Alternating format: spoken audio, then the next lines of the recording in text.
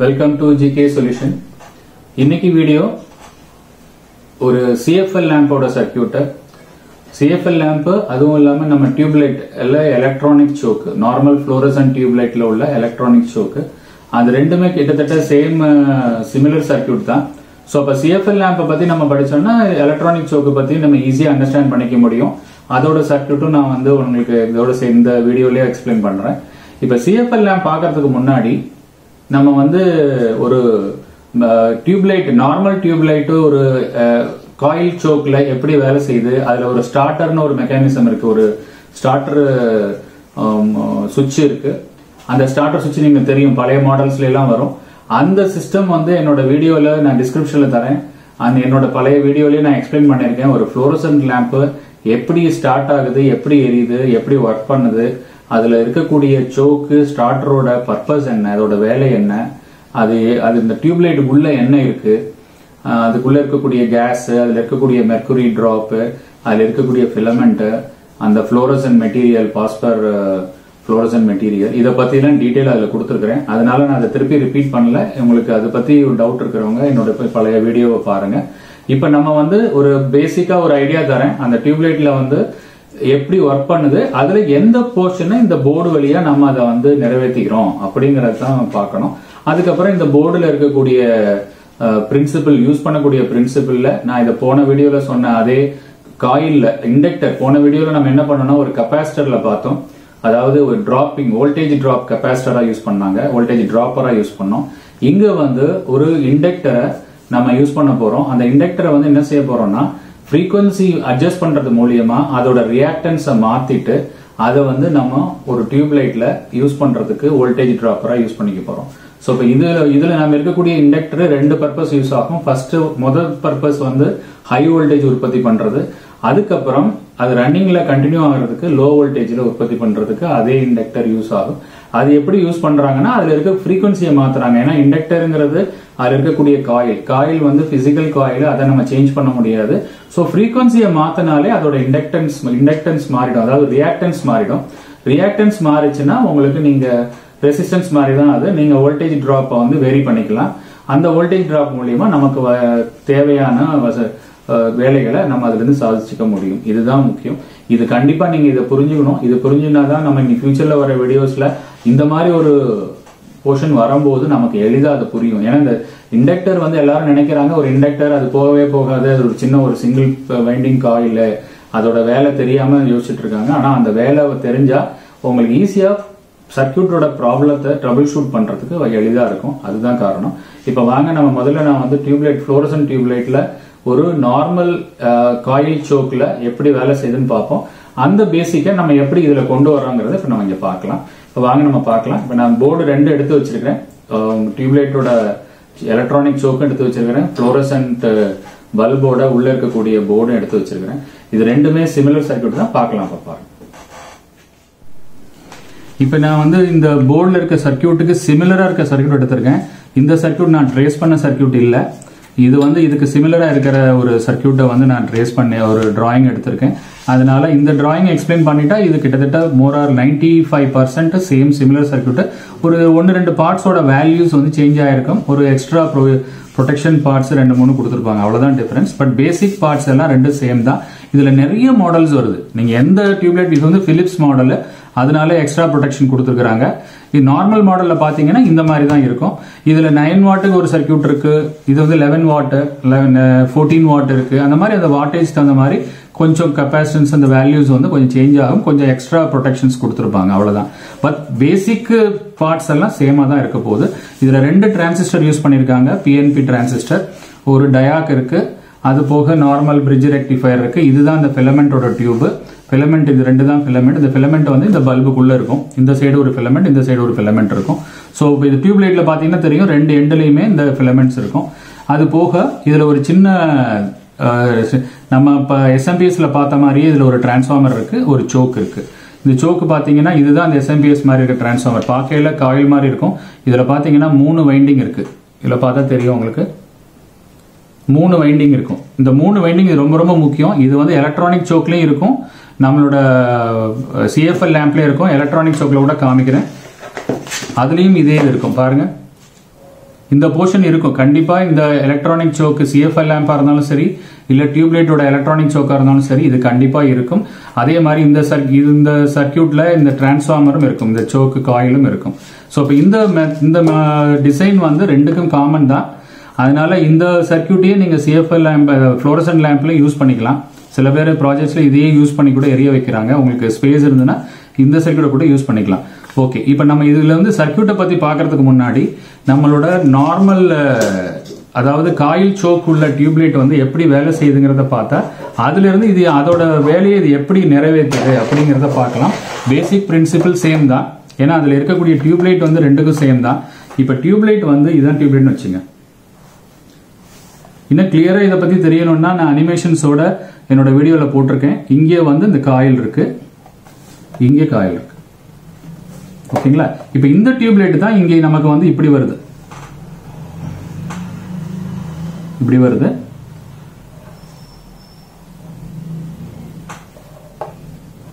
இங்கே ஒரு காயில் இருக்கு, இங்கே ஒரு காயில் இருக்கு. இதுதான் இந்த டியூப்லைட். புரியுதுங்களா? அந்த சேம் டியூபை இந்த மாதிரி சர்க்கிளா வளைச்சு வச்சிருக்காங்க, ஸ்பைரல் மாதிரி வச்சிருக்காங்க. சில இடங்கள்ல 3 லெக் மாதிரி வச்சிருப்பாங்க. இது எப்படி இருந்தாலும் எல்லாம் சேம் பிரின்சிபிள் தான். நம்ம இதை மட்டும் இப்ப பார்க்கலாம். ஸோ இப்போ இதுல வந்து என்ன பண்றோம்னா, ஏசி வந்து இங்க இருக்கு. ஏசியில் என்ன செய்யறாங்கன்னா ஒரு லெக் வந்து டைரக்டா கொண்டு வந்து இதுல கொடுத்துறாங்க. இது வந்து நியூட்ரல். ஃபேஸ் வந்து என்ன பண்றாங்கன்னா ஒரு சோக் போடுறாங்க. இது வந்து காயில் சோக்கு. சோக்ல இருந்து நேரம் இங்கே வந்து இந்த ஃபிலமெண்ட்ல கொடுப்பாங்க. இந்த ஃபிலமெண்ட்ல இருந்து வெளியில வரக்கூடிய இந்த 2 லைனையும் ஒரு ஹீட்டர் சுவிட்ச், அந்த சுவிட்ச் வந்து ஒரு நியான் லேம்ப் மாதிரி இருக்கும். அது ஆக்சுவலா நியான் லேம்ப் கிடையாது, அதுக்குள்ள நியானோட சேர்ந்து ஒரு சுவிட்ச் இருக்கும். அது ஸ்டார்டர்னு சொல்லுவாங்க. இதுக்கு பேரலா ஒரு கெபாசிட்டர் இருக்கும். இது வந்து filter capacitor, EMI filter capacitor. அது ஒன்றும் ப்ராப்ளம் இல்லை. இது உள்ள இருக்கிற சுவிட்ச் என்னன்னா, கோல்டா இருக்கும்போது அது வந்து ஆன் ஆகும், அது ஷார்ட் ஆகும். அது ஷார்ட் ஆகி கூல் ஆயிடும். கூல் ஆன உடனே திருப்பி ஓப்பன் ஆயிடும். அப்போ ஓப்பன் ஆனோம்னா மறுபடியும் அந்த பல்பு க்ளோ ஆகும்போது திருப்பி ஹீட் ஆகும். ஹீட் ஆகும்போது மறுபடியும் ஷார்ட் ஆகும். இதுதான் நான் என்னோட வீடியோவில் எக்ஸ்பிளைன் பண்ணியிருக்கேன். இந்த ஸ்டார்டரோட பிரின்சிபிள் இதுதான். ஆனா இதுல நம்ம எப்படி வேலை செய்யுதுன்னா, இந்த சோக் வழியா ஃபர்ஸ்ட் இந்த கரண்ட் வந்து இது வழியா வந்து இந்த சுவிட்சுக்கு வந்து இந்த இதுல இருக்க நியான் லேம்பை க்ளோ பண்ணிட்டு நியூட்ரல் வழியா போயிடும். அப்ப நியான் லேம்ப் க்ளோ ஆன உடனே, நியான் லேம்ப் வந்து ஹீட் ஆன உடனே அது ஷார்ட் ஆயிடும். ஷார்ட் ஆயிடுச்சுன்னா நியான் லேம்ப் ஆஃப் ஆயிடும். ஆஃப் ஆயிடுச்சுன்னா கூல் டவுன் ஆகும். கூல் டவுன் ஆனோடனே மறுபடியும் ஓப்பன் ஆகும். அப்ப இது இந்த மாதிரி ஷார்ட் ஆகும், ஓப்பன் ஆகும், ஷார்ட் ஆகும், ஓப்பன் ஆகும். ஒரு 2-3 தடவை இந்த மாதிரி பண்ணும். அந்த மாதிரி பண்ணும்போது இந்த சோக்ல இருக்கக்கூடிய காயில் இண்டக்டர், அது இந்த இண்டக்டர்ல உங்களுக்கு முன்னாடியே சொல்லியிருக்கிறேன், அது வந்து ஆன் ஆகும்போது அதில் இருக்கக்கூடிய கரண்ட்னால ஒரு காந்த அலைகள், ஒரு காந்த சூழ்நிலை வந்து ஒரு மேக்னெட்டிக் ஃபீல்டு வந்து அங்க உற்பத்தி ஆகும். அந்த உற்பத்தியாகி அது பெருசா வரும். அதாவது இந்த காயில சின்னதாக உருவாக்கி அது பெரிய மேக்னெட்டிக் ஃபீல்டா வந்து இது ஆஃப் ஆகும்போது மறுபடியும் அது கொலாப்ஸ் ஆகும். அந்த மாதிரி கொலாப்ஸ் ஆகும்போது ஹை வோல்டேஜ் அது கிரியேட் ஆயிடும். அப்ப இது ரெண்டும் சேர்ந்து இதுல ஒரு ஹை வோல்டேஜை உற்பத்தி பண்ணும். அந்த ஹை வோல்டேஜ் வந்த உடனே இந்த ஃபிலமெண்ட்ல இருந்து இந்த ஃபிலமெண்ட்டுக்கு டைரக்டா ஆர்க் கான்டாக்ட் கிடைச்சிடும். இது ஷார்டஸ்ட் பாத், இது வந்து லாங்கஸ்ட் பாத். லாங்கஸ்ட் பாத்னா இது அதிகமான ரெசிஸ்டன்ஸ் உள்ளது. இதை விட கம்மியான ரெசிஸ்டன்ஸ் இந்த பாத். இந்த பாத்க்குள்ள ஒரு மெர்க்குரி வேப்பர் இருக்கு, மெர்க்குரி டிராப் வச்சிருப்பாங்க, ஆர்கான் கேஸ் இருக்கும். ரெண்டு மிக்ஸ் ஆகி மெர்க்குரி வேப்பர் கேஸ் வந்துடும். அந்த வேப்பர் மூலியமா, மெர்க்குரிங்கிறது கண்டக்டிவ் மெட்டீரியல், அது மூலியமா இதுல நமக்கு ஒரு எலக்ட்ரான் ஃப்ளோ, கரண்ட் ஃப்ளோ ஏற்பட்டுரும். அந்த கரண்ட் ஃப்ளோவை யூவி லைட்டா மாத்தி அதுல இருக்க மேல இருக்கக்கூடிய பாஸ்பர் கோட்டிங்னால நமக்கு அதை வந்து லைட்டா கன்வெர்ட் பண்ணி கொடுக்குது. ஓகேங்களா?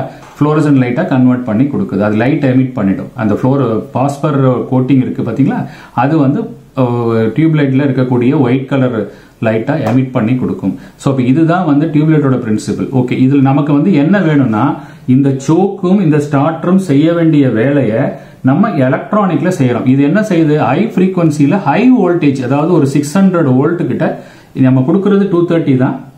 ஆனா இங்க 600 வோல்ட் கிட்ட இது உற்பத்தி பண்ணுது. அது காரணம் இதை வந்து ஆன் ஆஃப் பண்ணிட்டே இருக்கிறதுனால இந்த சோக்ல இருந்து வரக்கூடிய அந்த ஃப்ரீக்வன்சினால நமக்கு வந்து 600 வோல்ட் உருவாகுது. இந்த வேலையை நம்ம உற்பத்தி பண்ணணும். இதுலயும் நம்ம என்ன செய்யணும்னா, ஒரு 600 வோல்ட் உற்பத்தி பண்ணிட்டோம்னா இதுல இருந்து நம்ம டைரக்டா இது வழியா கரண்ட் பாஸ் ஆரம்பிச்சிடும். அதுக்கப்புறம் நம்ம கம்மி வோல்டேஜ் கொடுத்தாலே போதும், இது எரிஞ்சிட்டே இருக்கும். அப்ப ஸ்டார்டிங் மட்டும்தான் நமக்கு சர்க்கியூட்ல ஒரு ஒரு விஷயம் செய்யணும். அதுக்கப்புறம் இந்த ஒரு சோக்லேருந்து நமக்கு வந்து இது வந்து வேலை செஞ்சுட்டு இருக்கும். ஏன்னா இது முதல்ல போடும்போது 600 இருக்கும். 600 ஷார்ட் ஆனதுக்கப்புறம் பார்த்தீங்கன்னா இது கிட்டத்தட்ட ஒரு 150-100 வோல்ட்லேயே இது வேலை செய்ய ஆரம்பிச்சிடும். அதுக்கப்புறம் இந்த சோக் வழியாக 100 வோல்ட்ல தான் இது வேலை செய்யும். அப்போ இது வோல்டேஜ் டிராப்பர் மாதிரி வேலை செய்யும். வோல்டேஜ் டிராப்பர் உங்களுக்கு முன்னாடியே சொல்லியிருக்கிறேன். இதுக்கு வந்து ஃபார்முலா 2πfL. எல்லுங்கிறது இதோட ஹென்ரி வேல்யூ, எஃப்ங்கிறது இதோட 50 ஹெர்ட்ஸ் சைக்கிள், 2π இதை மல்டிப்ளை பண்ணீங்கன்னா எவ்வளோ ரியாக்டன்ஸ் இருக்கோ அந்த ரியாக்டன்ஸுக்கு ஏற்ற வோல்டேஜ் டிராப் ஏற்பட்டு நமக்கு இங்கே டியூப்லைட் எரிஞ்சிட்டு இருக்கும். இதுதான் வந்து பிரின்சிபல். இது கண்டிப்பாக புரிஞ்சிருக்கும்னு நினைக்கிறேன். திருப்பி நம்ம இந்த சர்க்யூட்குள்ளே போயிடலாம். நம்மளோட இந்த கான்செப்ட் வந்து சர்க்யூட் எப்படி வேலை செய்யுதுங்கிறத பார்க்க தான். அந்த சர்க்யூட் பார்க்கறது தெரிஞ்சுன்னா நம்மளால சர்வீஸ் பண்ணும்போது எளிதாக இருக்கும். இப்போ நம்ம இந்த இதில் பார்க்கலாம் எப்படி இருக்குன்னு பார்ப்போம். இப்போ இந்த ஃப்ளோரசன்ட் பல்புக்கு உள்ள ஃபிலமெண்ட் தான் இது. ரெசிஸ்டன்ஸ் கிடையாது. இதுக்குள்ள இருக்கிற ஃபிலமெண்ட் இதுக்குள்ள இருக்கும். புரியுதுங்களா? இது வந்து எல்லாம் ஒயர்லாம் கட் ஆயிருக்கு. ஸோ இதுக்குள்ள இருக்கும். ஸோ இப்போ இதுலேருந்து நம்ம சர்க்யூட்ல பார்க்கலாம் இந்த பல்பை எப்படி எரிய வைக்கிறோம்னு பார்க்குறோம். அப்போ ஃபர்ஸ்ட் ஸ்டெப் என்னன்னா, இதுல வந்து இந்த பல்புல இந்த ஃபிலமெண்ட்டுக்கும் நடுவில் ஹை வோல்டேஜ் கொண்டு வரணும். அதாவது 600 வோல்டேஜ் கொண்டு வரணும்னா இந்த கெபாசிட்டன்ஸ்ல நமக்கு வந்து ஹை ஃப்ரீக்வன்சி எடுத்துட்டு வரணும். ஒரு 50 கிலோஹெர்ட்ஸ் ஃப்ரீக்வன்சி எடுத்துட்டு வரணும். அது எப்படி எடுத்துட்டு வர போறோங்கிறது தான் இதில் பார்க்க போறோம். இந்த சர்க்யூட்டுக்கும் நம்ம பழைய சர்க்யூட்டுக்கும் வித்தியாசம்னா அது ஏசிலே வேலை செய்யும். ஆனா இந்த சர்க்யூட்ல நம்ம என்ன பண்றோம்னா 230 வோல்ட்டை டிசியா மாத்திட்டு தான் திருப்பியும் நம்ம வந்து ஃப்ரீக்வன்சி கொண்டு வரோம். அதனால இந்த எப்படி டிசியில இந்த சர்க்யூட் வேலை செய்யுங்கிறத பார்க்கலாம். இப்ப பாருங்க 230 வோல்ட் ஏசி, 230 வோல்ட் ஏசியில ஒரு சோக்கு ஒன்று கொடுத்துருக்காங்க. ஒரு ஃபில்டர், இஎம்ஐ ஃபில்டர் மாதிரி ஒரு ஃபில்டர் கொடுத்துருக்காங்க. ஒரு ஃபியூஸ் கொடுத்துருக்காங்க.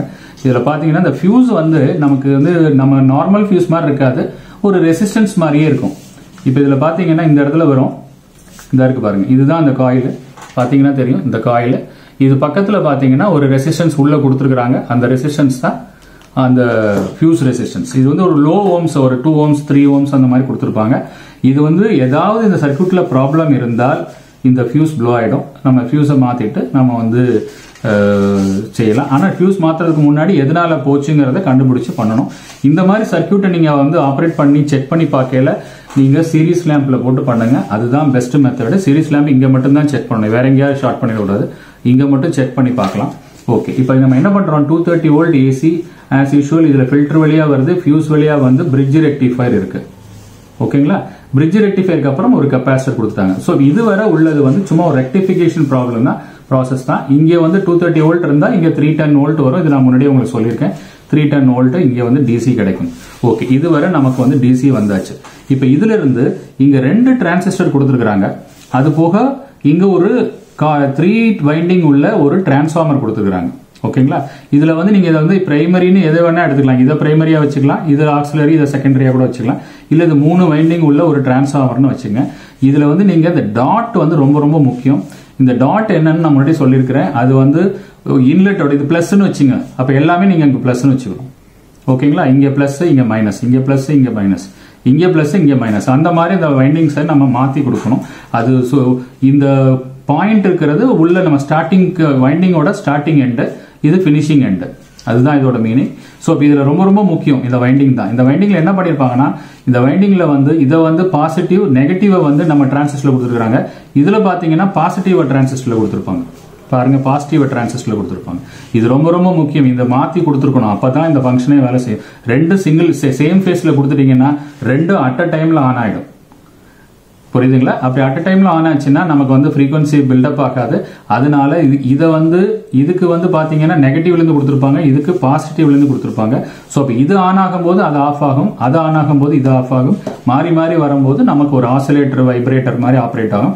அந்த வைப்ரேஷன் ஆசிலேஷன் மூலியமா தான் நமக்கு வந்து ஃப்ரீக்வன்சியை நம்ம டெவலப் பண்றோம். ஓகே, இப்போ நம்ம ஆஸ் யூஷுவல் நம்ம நார்மல் எஸ்எம்பிஎஸ்ல என்ன பண்ணுவோம், start up cycle, start up ரெசிஸ்டர்னு ஒன்று வேணும். ஏன்னா இந்த சைக்கிளை ஸ்டார்ட் பண்ணி விடுறதுக்கு ஒரு மினிமம் வோல்டேஜ் உள்ள ஸ்டார்ட் அப் ரெசிஸ்டர் வேணும். அந்த ரெசிஸ்டன்ஸ் தான் இந்த ரெசிஸ்டன்ஸ். பாருங்க, 680K உள்ள ரெசிஸ்டன்ஸ், சாரி இந்த 680K உள்ள ரெசிஸ்டன்ஸ். இந்த ரெசிஸ்டன்ஸை நம்ம எப்படி ஸ்டார்ட் அப் ரெசிஸ்டன்ஸ் இந்த டிரான்சிஸ்டர் கொடுத்துருக்காங்க பாருங்க, நேரம் ஒரு டயாக் போட்டு நேரம் கொடுத்துட்டாங்க. இங்க ஒரு கெபாசிட்டர் போட்டிருக்காங்க. இந்த கெபாசிட்டர் சார்ஜ் ஏற நேரம் வர இது ஸ்டார்ட் அப் ரெசிஸ்டன்ஸ் வழியா நமக்கு வந்து இங்க சிக்னல் கிடைச்சிட்டு இருக்கும். ஓகே, இந்த டிரான்சிஸ்டருக்கு நம்ம எஸ்எம்பிஎஸ்ல பார்த்த மாதிரியே எப்படி சப்ளை வருது பாருங்க.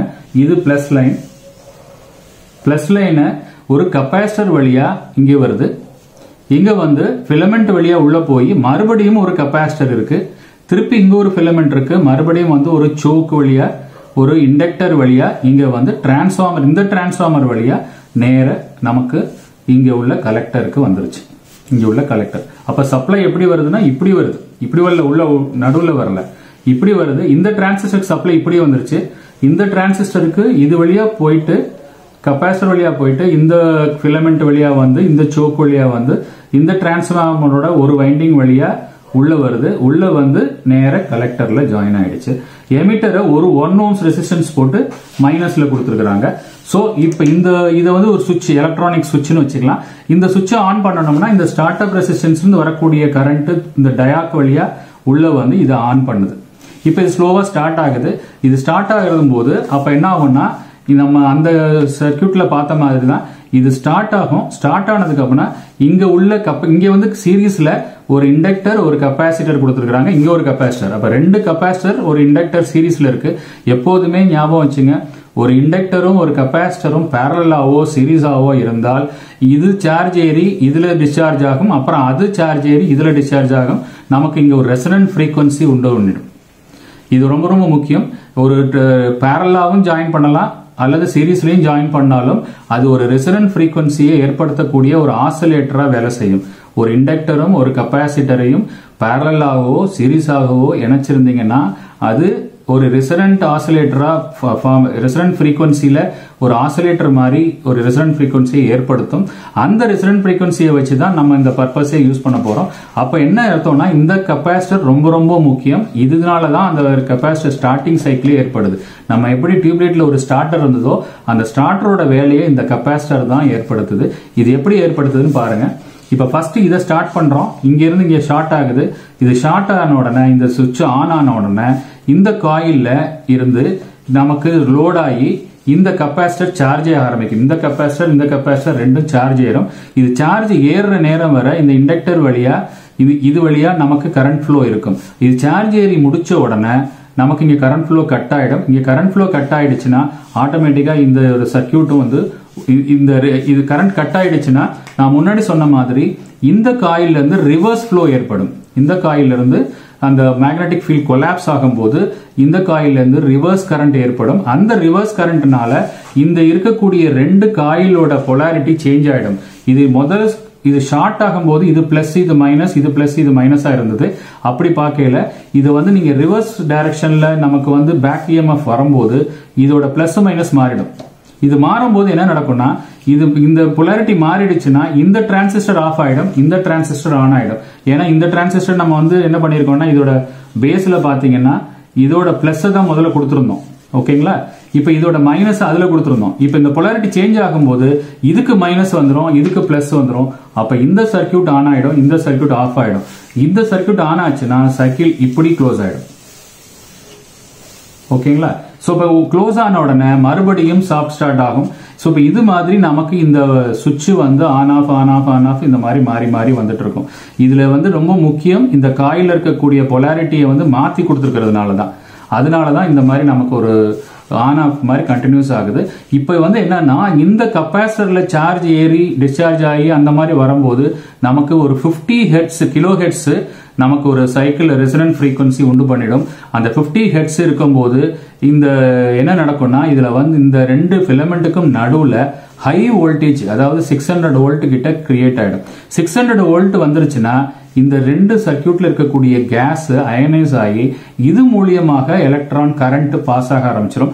இது மூலியமா பாஸ் ஆயிடுச்சுன்னா இந்த கெபாசிட்டர் அதுக்கப்புறம் வேலை இல்லை, இந்த கெபாசிட்டரோட வேலை நின்று போயிடும். அதுக்கப்புறம் என்ன ஆகுதுன்னா இந்த கெபாசிட்டர் மட்டும்தான் வேலை செய்யும். இந்த கெபாசிட்டர் இது என்ன வேலை செஞ்சதோ அதே வேலையை இது செஞ்சிட்டு இருக்கும். இந்த கெபாசிட்டர் என்ன பண்ணும்னா இது ஸ்டார்ட் ஆகி எரிஞ்சதுக்கு அப்புறம் நமக்கு அதுக்கப்புறம் 600 வோல்ட் தேவையில்லை. ஆனா 100 வோல்ட், அதாவது குறைச்ச வோல்ட் இதுக்கு போயிட்டே இருக்கணும், ஏசி வோல்ட் போயிட்டே இருக்கணும். அதுக்காக இந்த கெபாசிட்டர் மூலியமா மறுபடியும் இது ஆன் ஆஃப் ஆயிட்டே இருக்கும்.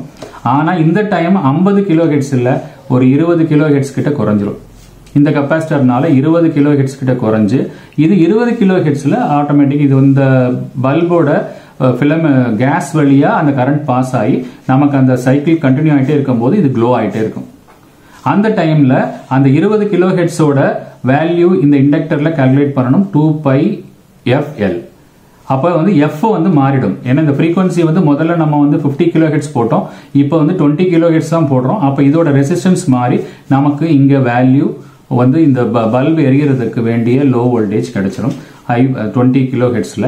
ஸோ இப்போ இது மூலியமா தான் இதுல வந்து ஆப்ரேட் ஆகுது. இப்போ இதுல வந்து ப்ராப்ளம்னு வரணும்னா இந்த ஃபிலமெண்ட் போகலாம், அப்படி இல்லைன்னா இந்த சைடுல உங்களுக்கு இந்த ஃபியூஸ் போயிருக்கலாம், இல்ல இந்த டயோடு போயிருக்கலாம். ஏன்னா 230 வோல்ட்ல டைரக்டா கொடுத்துருக்காங்க, இந்த டயோடு போயிருக்கலாம்.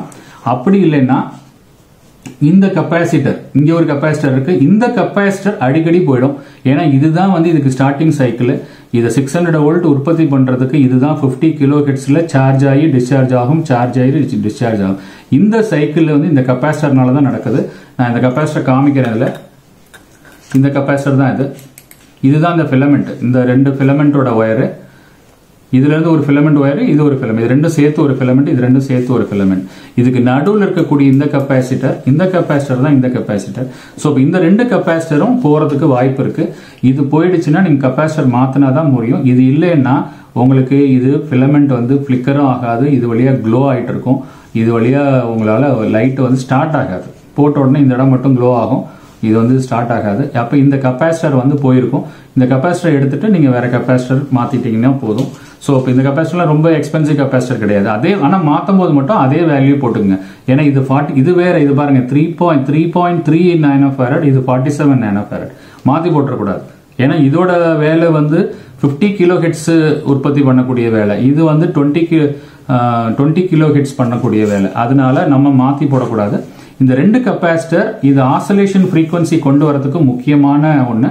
இதை மீறி வேற ஏதாவது ப்ராப்ளம் வரலாம்னா இந்த ரெண்டு டிரான்சிஸ்டர்ல ப்ராப்ளம் வரலாம். ஆனா டிரான்சிஸ்டர்ல அடிக்கடி இப்ப பிரச்சனை வரதில்லை. அதனால மேக்சிமம் ப்ராப்ளம் நாங்க பார்த்த வர இந்த கெப்பாசிட்டர் போயிருக்கும், அல்லது இந்த கெப்பாசிட்டர் போயிருக்கும். அப்படி இல்லைன்னா இந்த ஃபியூசிபிள் ரெசிஸ்டன்ஸ், இந்த டயோடு போயிருக்கும். இந்த டயோடு போறதுக்கு பல வாய்ப்பு இருக்கு. ஸோ இதுல தான் நான் நார்மலா போகும். இதுல நான் காமிக்கிறது டயோடெல்லாம் இதுல நீங்க ட்ரேஸ் பண்ணி தான் கண்டுபிடிக்கணும். ஏன்னா வந்து எடை நெருக்கடினால இந்த மாதிரி அவங்க பண்ணியிருக்கிறாங்க. இதுல டயோடெல்லாம் இந்த 4 டயோடு இங்க இதுக்குள்ள இருக்கு. நீங்க ட்ரேஸ் பண்ணி பார்த்து ஒரு டயோடே செக் பண்ணி பார்க்கலாம். அது போக இந்த காயில்லாம் போகவே போகாது. இதெல்லாம் கழட்டினீங்கன்னா நீங்க திருப்பி அதே மாதிரி அதை பத்த வைக்கணும். மாத்தி பத்த வச்சிட்டீங்கன்னா போச்சு. நான் சொன்ன மாதிரி இது வந்து பொலாரிட்டி சேஞ்ச் ஆயிருக்கு பாத்தீங்களா. இதை சேஞ்ச் பண்ணிட்டீங்கன்னா எரியாது, அந்த ஆன் ஆஃபே வராது, இந்த வாசலேஷனே நடக்காது. இந்த 1 ohms எல்லாம் செக் பண்ணிக்கோங்க. ஏன்னா இந்த டிரான்சிஸ்டர் மூலியமா ஏதாவது ஷார்ட் சர்க்யூட் ஆச்சுன்னா இந்த 1 ohms வந்து ஓப்பன் ஆயிடும். ஆனா இது நார்மலா போறதில்லை, இதுவரை எனக்கு போனதில்லை. இந்த டயோடு ரெண்டும் ப்ரொடெக்ஷன் டயோடு. இந்த டிரான்சிஸ்டருக்கு ஹெவி கரண்ட், சர்ஜ் கரண்ட் வரக்கூடாது ரிவர்ஸ் டைரக்ஷன்ல, அப்படிங்கிறதுக்காக உள்ள சர்ஜ் கரண்ட். இந்த காயில் இருக்கிறதுனால நான் எப்போதுமே சொல்லியிருக்கிறேன், ரிவர்ஸ் கரண்ட் வரும். ஏன்னா அந்த மேக்னெட்டிக் ஃபீல்டு கொலாப்ஸ் ஆகும்போது ரிவர்ஸ் கரண்ட் வரும். அந்த ரிவர்ஸ் கரண்ட் அவாய்ட் பண்றதுக்காக இந்த டயோடு. நீங்க இந்த ரிவர்ஸ் கரண்ட் வந்து நீங்க எல்லாத்துலயும் பார்க்கலாம். ஒரு ரிலே எடுத்துக்கங்க, அந்த ரிலேல கூட ரிவர்ஸ் கரண்ட் வரும்னு ஒரு டயோட போட்டு வச்சிருப்பாங்க. எந்த காயில் இண்டக்டர் எடுத்தாலும் அந்த இண்டக்டர் வழியா போகக்கூடிய சப்ளையை நீங்க இன்டரப்ஷன் பண்ணும்போது, அதாவது நிறுத்தும் போது, அது ரிவர்ஸ்ல ஒரு கரண்ட்டை உற்பத்தி பண்ணி கொடுத்துரும். அந்த கரண்ட் ஹெவியா இருக்கும். அது வந்து நம்ம இருக்கக்கூடிய சர்க்யூட்டரியை டேமேஜ் பண்ணிடுங்கிறதுனால அதை ஷார்ட் பண்ணி ஒரு டயோடு போட்டுருவாங்க. அந்த டயோடு தான் இது. இங்க கூட ஒரு டயோடு இருக்கு, இங்க ஒரு டயோடு, இங்க எல்லாமே அந்த ப்ரொடெக்ஷன் டயோட்ஸ் தான். ஸோ இப்போ இது வந்து முக்கியம். ஸோ இப்போ இதுதான் வந்து இதோட ஒர்க்கிங் பிரின்சிபல். இப்போ இதே நம்ம டியூப்லைட்ல எப்படி இருக்குன்னு பார்ப்போம். டியூப்லைட்ல கொஞ்சம் பார்க்கல சர்க்யூட் காம்ப்ளிகேட்டடா இருக்கும், ஆனா சேம் பிரின்சிபல் தான். இப்போ இந்த டியூப்லைட்ல பாருங்க, இது பிலிப்ஸ் டியூப்லைட், அதனால நிறைய ப்ரொடெக்ஷன்ஸ் கொடுத்துருக்காங்க. 2 சோக் கொடுத்துருக்காங்க, டிரான்சிஸ்டர் 2 தான் கொடுத்துருக்காங்க. சேம் காயில் அதே பிரின்சிபல் தான். அது போக ஃபில்டர் சர்க்யூட்ஸ் கொடுத்துருக்காங்க மிடில். ஓகேங்களா, ஃபில்டர் சர்க்யூட் கொடுத்துருக்காங்க. அது இதுல வந்து ஒரு EMI ஃபில்டர் கொடுத்துருக்காங்க. காயில் அதுல இருக்கிற மாதிரியே இருக்கு. மற்றபடி எல்லா பார்ட்ஸுமே சேம் தான். ஸோ இப்போ இதுல வந்து இன்னொரு NTC ஒன்று கொடுத்துருக்காங்க. அந்த கெப்பாசிட்டி இதுதான் அந்த நான் சொன்ன இந்த கெப்பாசிட்டர். இந்த கெப்பாசிட்டர் தான் இந்த கெப்பாசிட்டர். இதுக்கு பேரலா ஒரு temperature negative coefficient, temperature coefficient ஒரு ரெசிஸ்டர் கொடுத்துருக்காங்க. ஸோ இப்போ இந்த சர்க்யூட்டையும் நான் காமிக்கிறேன். ஏன்னா இனி கொஞ்ச நாள்ல இது வந்து அந்த டியூப்லைட்ல உள்ள சர்க்யூட் வந்து இனிமே வராது. ஏன்னா இப்ப எல்லாமே LED லைட்ஸுக்கு மாறிட்டாங்க. அதனால இது கொஞ்சம் கொஞ்சமா இதோட இதுக்கு அவைலபிலிட்டி கிடைக்கிறதும் கம்மி தான். அதனால ஆனா அந்த சர்க்யூட்டை பத்தி ஒரு ஐடியா கிடைக்குமேங்கிறதுனால தான் இந்த வீடியோவில் இதை பத்தியும் சொல்றேன். இது வந்து ஒரு பிலிப்ஸோட சர்க்யூட். பிலிப்ஸ் சர்க்யூட்ல பாருங்க, இங்க இருந்து ஃபியூஸ் போட்டிருக்காங்க, ஒரு EMI ஃபில்டர் கொடுத்துருக்காங்க, அதுக்கப்புறம் ஒரு கிளாஸ் சி சேஃப்டி கெப்பாசிட்டர் ஒன்று கொடுத்துருக்காங்க. உங்களுக்கு முன்னாடி சொல்லியிருக்கேன், கிளாஸ் சிங்கிறது ஃபேஸுக்கும் நியூட்ரலுக்கும் நடுவில் கொடுக்கக்கூடிய கெப்பாசிட்டர். கிளாஸ் ஒய்ங்கிறது ஃபேஸ்ல இருந்து எர்த்துக்கு சேசிஸ்க்கு, நியூட்ரல் இருந்து சேசிஸ்க்கு ரெண்டு கெப்பாசிட்டர் கொடுத்துருப்பாங்க. அது கிளாஸ் ஒய் கெப்பாசிட்டர். இதுல கிளாஸ் சி மட்டும் கொடுத்துருக்காங்க. அதுக்கப்புறம் பிரிட்ஜ் ரெக்டிஃபையர் கொடுத்துருக்காங்க.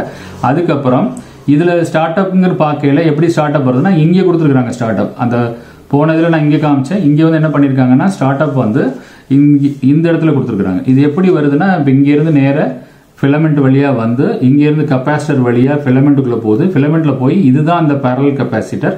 கெப்பாசிட்டருக்கு பேரலா ஒரு தெர்மிஸ்டர் ஒன்று கொடுத்துருக்காங்க. தெர்மிஸ்டருக்கு அப்புறம் தெர்மிஸ்டர்ங்கிறது டெம்பரேச்சர் கோஎஃபிஷியன்ட் ரெசிஸ்டன்ஸ். அதுல இருந்து இன்னொரு ஃபிலமெண்ட் வழியா ஒரு சோக்குக்கு வருது. சோக்குல இருந்து 3 வைண்டிங் உள்ள டிரான்ஸ்ஃபார்மருக்கு வருது. 3 வைண்டிங் உள்ள டிரான்ஸ்ஃபார்மர்ல பாத்தீங்கன்னா இதுல ஒரு வைண்டிங்கோட பாசிட்டிவ் வந்து டிரான்சிஸ்டர் பேஸ், இதுல இருக்க நெகட்டிவ் வந்து ஒரு டிரான்சிஸ்டர் பேஸ். அது மாதிரி மாத்தி கொடுத்துருக்காங்க. இது வந்து ரொம்ப முக்கியம். அந்த மாதிரி சேஞ்ச் பண்ணி கொடுத்துடக்கூடாது. இதுல ஒரு கெப்பாசிட்டர் கொடுத்துருக்காங்க. இந்த கெப்பாசிட்டரோட சார்ஜிங் டைமிங் தான் நமக்கு வந்து அது சைக்கிளா உற்பத்தி பண்ண போகுது. ஓகே, இது ஸ்டார்ட் அப் ரெசிஸ்டன்ஸ் எங்கன்னா இங்க இருக்கு பாருங்க. இதுதான் ஸ்டார்ட் அப் ரெசிஸ்டன்ஸ். இதுல ஸ்டார்ட் அப் ரெசிஸ்டன்ஸ் எப்படி கண்டுபிடிக்கணும்னா இந்த 2 டிரான்சிஸ்டர் சர்க்யூட்டும் ஒரே மாதிரி தான் இருக்கும்.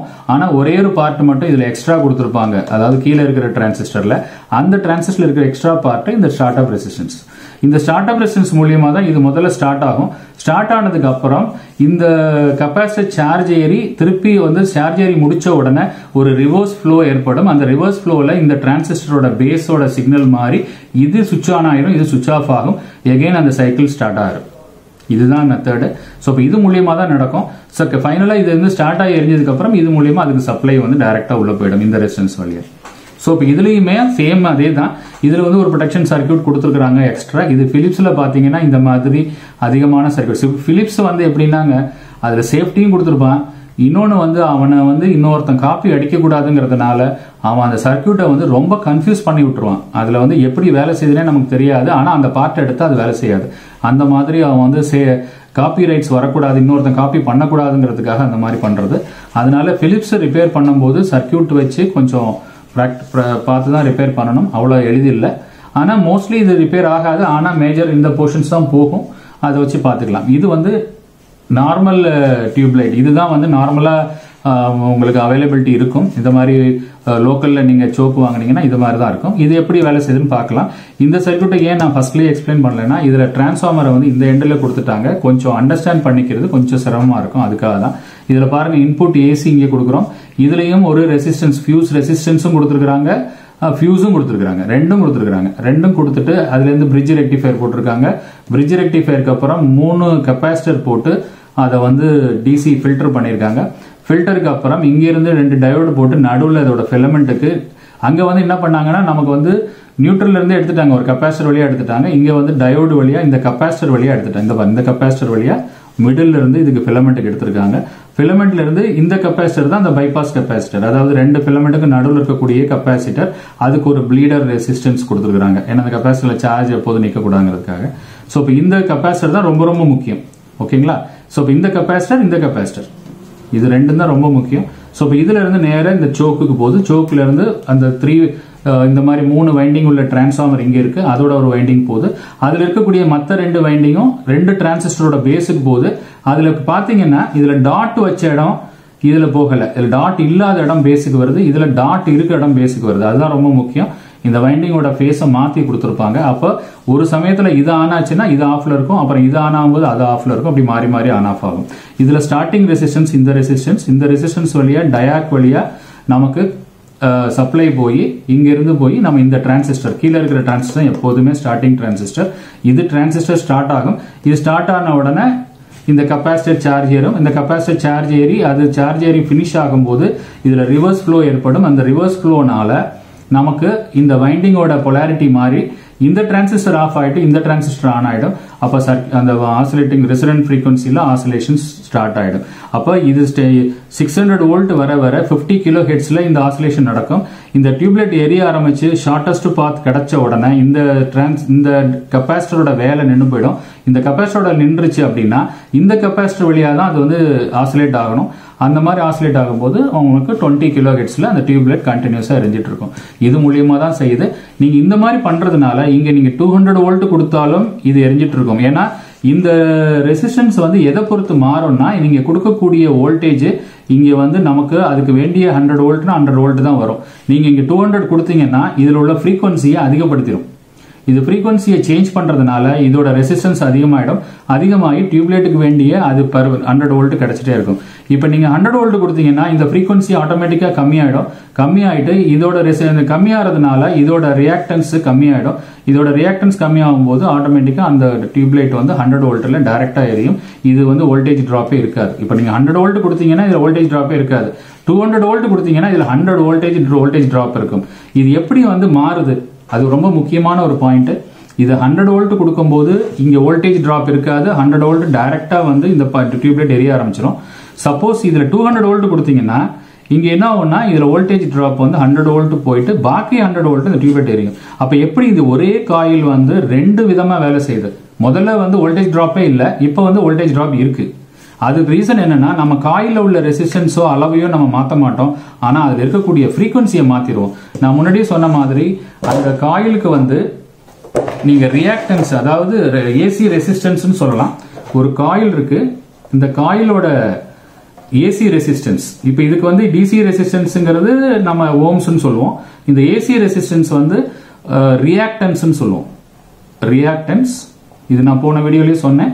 இந்த ரியாக்டன்ஸ் எப்படி கண்டுபிடிக்கணும்னா இந்த வைண்டிங்க்கு ஒரு ஹென்ரின்னு ஒரு வேல்யூ கொடுத்திருப்பாங்க, இண்டக்டன்ஸ். அந்த அதோட இந்த இதுல இருக்கக்கூடிய ஃப்ரீக்வன்சி இது ரெண்டையும் வச்சு 2πfL. எல்ங்கிறது இந்த ஹென்ரி, எஃப்ங்கிறது இதுல வரக்கூடிய ஃப்ரீக்வன்சி, அதாவது 50 கிலோஹெர்ட்ஸா 20 கிலோஹெர்ட்ஸோ எந்த கிலோஹெர்ட்ஸ் வருதோ அந்த ஃப்ரீக்வன்சி இங்க போடணும். அப்ப இந்த ரியாக்டன்ஸை நீங்க சேஞ்ச் பண்ணணும்னா நீங்க வந்து எல்ல மாத்த வேண்டாம், ஹென்ரியை மாத்த வேண்டாம். ஆனா இந்த ஃப்ரீக்வன்சியை மாத்துறது ரொம்ப ரொம்ப எளிது. அந்த ஃப்ரீக்வன்சியை நீங்க சேஞ்ச் பண்ணணும். அதுதான் இந்த டியூப்லைட்ல நடக்குது. அதனாலதான் லோ வோல்டேஜ்ல கூட இந்த டியூப்லைட் வந்து எரிஞ்சிட்டு இருக்கு. அதுதான் இதோட பிரின்சிபல். அப்ப லோ வோல்டேஜ்ல எப்படி எரியுதுன்னா இந்த ரியாக்டன்ஸ் ரொம்ப ரொம்ப முக்கியம். இந்த ரியாக்டன்ஸ் வேரியபிள் மாதிரி அதோட ஃப்ரீக்வன்சி ஆட்டோமேட்டிக்கா இங்க அட்ஜஸ்ட் பண்ணிட்டே இருக்கும். நீங்க கொடுக்குற வோல்டேஜ் தகுந்த மாதிரி இங்க ஃப்ரீக்வன்சி அட்ஜஸ்ட் ஆயிட்டே இருக்கும். இது அட்ஜஸ்ட் ஆயிட்டே இருக்கும்போது அதுக்கு தகுந்த வோல்டேஜ் தான் இங்க வரும்.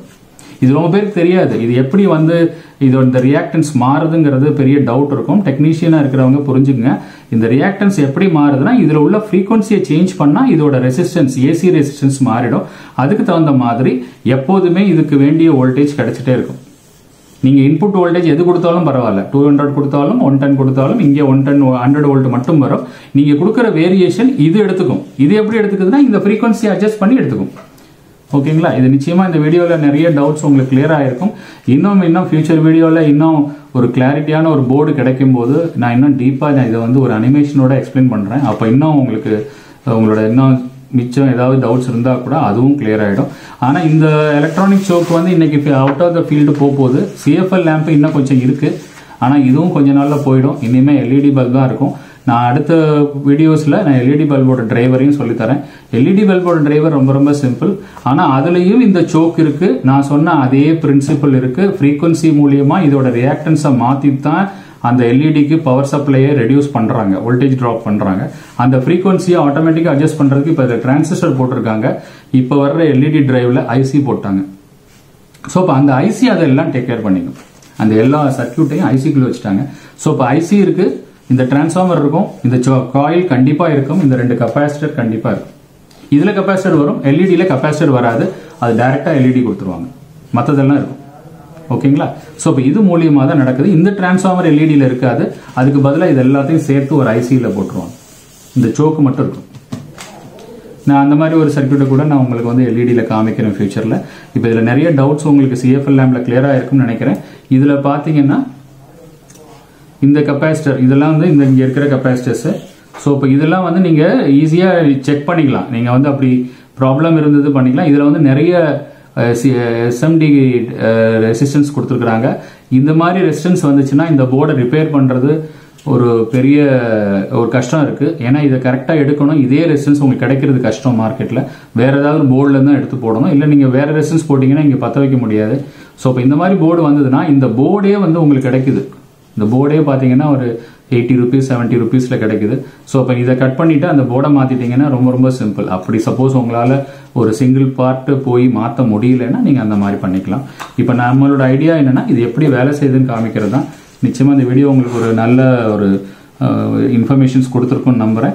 கண்டினியூஸாக பாருங்கள். உங்களோட டவுட்ஸ் இந்த மாதிரி சின்ன சின்ன சர்க்கியூட்ஸில் எடுத்து நான் வந்து எல்லாத்தையும் எக்ஸ்பிளைன் பண்ணுறேன். முடிஞ்ச அளவுக்கு இன்னும் கொஞ்சம் ட்ராயிங்கை நீட்டாக இன்னும் கொஞ்சம் க்ளோஸ்அப் லுக்கில் காமிச்சு உங்களுக்கு சர்க்கியூட் டயக்ராமுமே உங்களுக்கு கொடுக்குறேன் ஃபியூச்சர் வீடியோஸில். கண்டினியூஸாக வாட்ச் பண்ணுங்கள். தேங்க்ஸ் ஃபார் வாட்சிங்.